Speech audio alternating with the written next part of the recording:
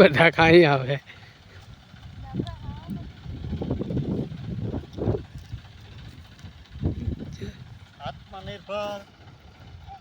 આત્મનિર્ભર ગૌ પ્રાકૃતિક કૃષિ ગામ સરબદળ તાલુકો પડદરી જિલ્લો રાજકોટ।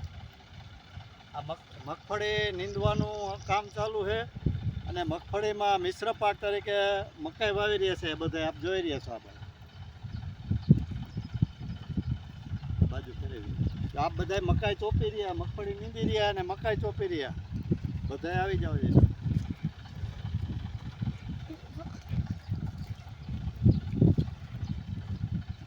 આ રીતે અમે 10-5 ફૂટ દૂર મકાઈ મિશ્ર પાક તરીકે મકાઈ લગાવી રહ્યા છે, જોઈ રહ્યા છો।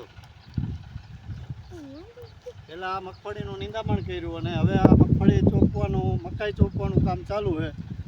સંપૂર્ણ પ્રાકૃતિક કૃષિ આ મગફળીનું આજ 15 દિવસ થયા વાવેતર કર્યું એને નિંદામણ કરી અને ટ્રેક્ટર ચલાવી દીધું છે, આપ જોઈ રહ્યા સરસ।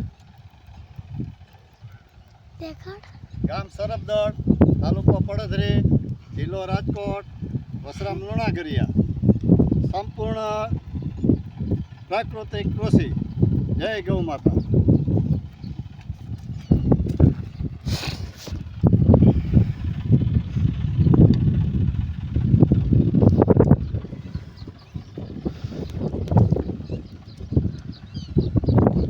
મિશ્ર પાક તરીકે અમે આ મકાઈ વાવી રહ્યા છે, આ મગફળીમાં જોઈ રહ્યા છો।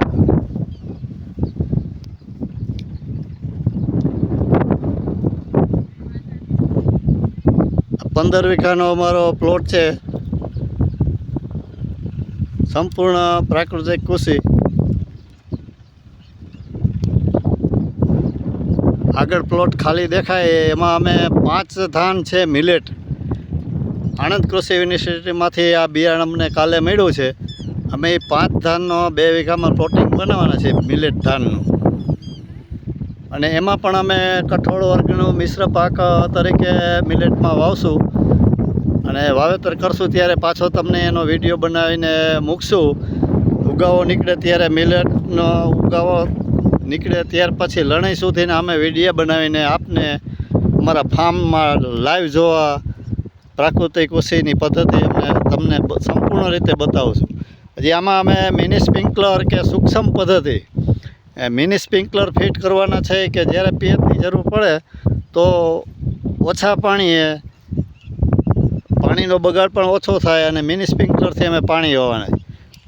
5 હાર વચ્ચે એક વાર અમે આમાં મિશ્ર પાક તરીકે તુવેર પણ લગાવવાના છે।